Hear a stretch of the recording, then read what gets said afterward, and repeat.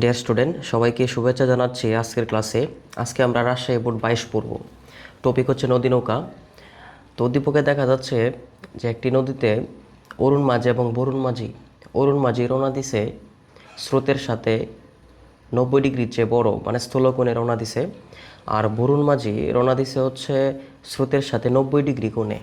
তো এখানে কথা আছে, অরুণ মাঝি 8 কিলোমিটার পার আওয়ার বেগে নৌকা চালিয়ে নদীর প্রস্থ বরাবর পার হয়।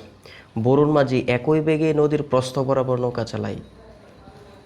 অরুণ মাঝি স্রোতের সাথে স্থলকোণে রওনা দেয় এবং রওনা দেওয়ার পরে সোজাসুজি পৌঁছায়। আর বরুণ মাঝি লম্বভাবেই রওনা দেয়, মানে আর এ বরাবর বা প্রস্থ বরাবর রওনা দেয়। একজনে রওনা দেয় 90 ডিগ্রির চেয়ে বড় কোণে, আর একজনে রওনা দিতেছে 90 ডিগ্রি কোণে। এখন প্রথম কোশ্চেন বলছে, উদ্দীপকে অরুণ মাঝিকে কোন দিকে নৌকা চালাতে হবে, কোন দিকে নৌকা চালাতে হবে মানে আলফার মানটা বের করার জন্য বলছে। তাহলে স্রোতের সাথে এই যে কোণ, এই কোণটা বলছে বের করার জন্য কোন দিকে নৌকা চালাতে হবে। এখন সে পৌঁছাইছে কিভাবে? লম্ব বরাবর পৌঁছাইছে। এই যে লম্বভাবে পৌঁছালো। লম্বভাবে যদি পৌঁছায় থাকে, তাহলে আমি যদি বলি আনসার, ক নম্বর আনসার। তো এখন আমরা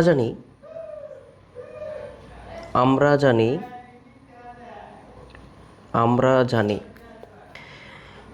দিক বের করার জন্য, থিটা বের করার জন্য টেন থিটা সমান এই থিটাটা যার সাথে লেগে আছে এন নিচে আলাদা থাকবে। এটা সূত্রের প্রমাণ লেখার নিয়ম আর কি, একদম ট্রিক আর কি।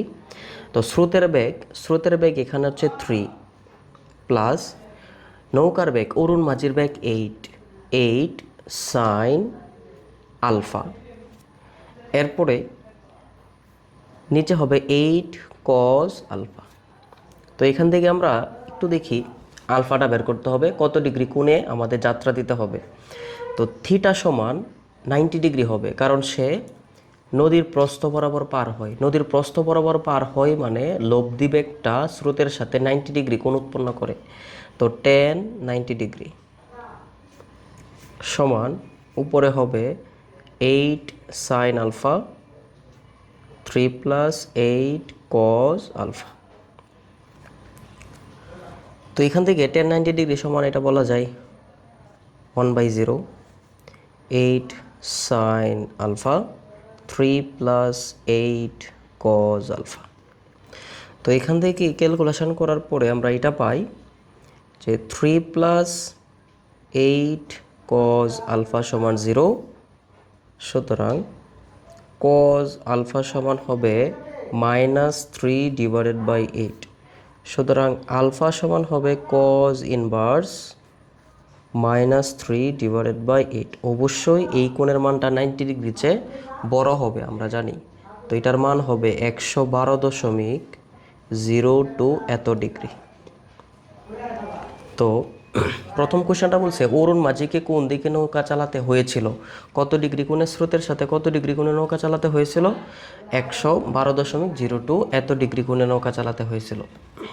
এখন দ্বিতীয় কোশ্চেন কি বলছে, উদ্দীপকের কোন মাঝি কম সময়ে নদী পার হতে হবে বা পার হতে পারবে। তো এখানে অরুণ মাঝি আছে, বরুণ মাঝি আছে। তাহলে আমরা কাজ করি, কাজটা হচ্ছে যে প্রথমে আমরা অরুণ মাঝির জন্য দেখব। অরুণ মাঝির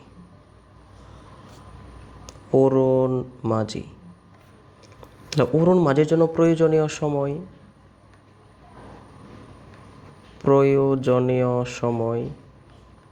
তাহলে অরুণ মাঝির জন্য প্রয়োজনীয় সময় আমি T1 বলি, সূত্র হবে d/v সাইন আলফা। তো এখানে নদীর প্রস্থ হচ্ছে 2 কিলোমিটার, অরুণ মাঝির বেগ হচ্ছে 8 কিলোমিটার পার আওয়ার, সাইন আলফার মানটা আমরা বের করছিলাম, সেটা হবে 112.02 এত বের করছিলাম আমরা।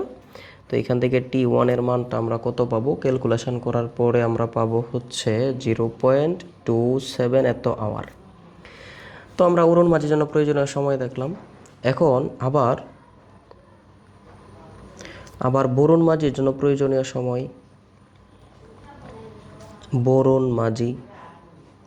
তো বরুণ মাঝির জন্য প্রয়োজনীয় সময়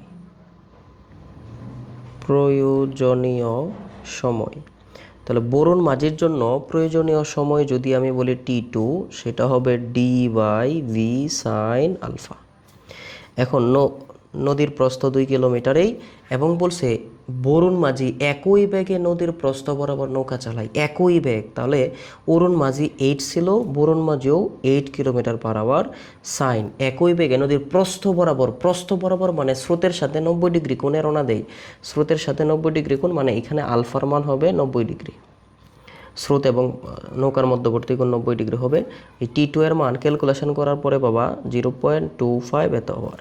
এখান থেকে আমরা বুঝতে পারতেছি T2 অবশ্যই T1 এর চেয়ে কম, আর T2 ছিল বোরন মাঝির জন্য প্রয়োজনীয় সময়। যেহেতু বোরন মাঝি অপর পারে পৌঁছাইতে সময় লাগে কম, এই কারণে বোরন মাঝি আগে পৌঁছাবে। বোরন মাঝি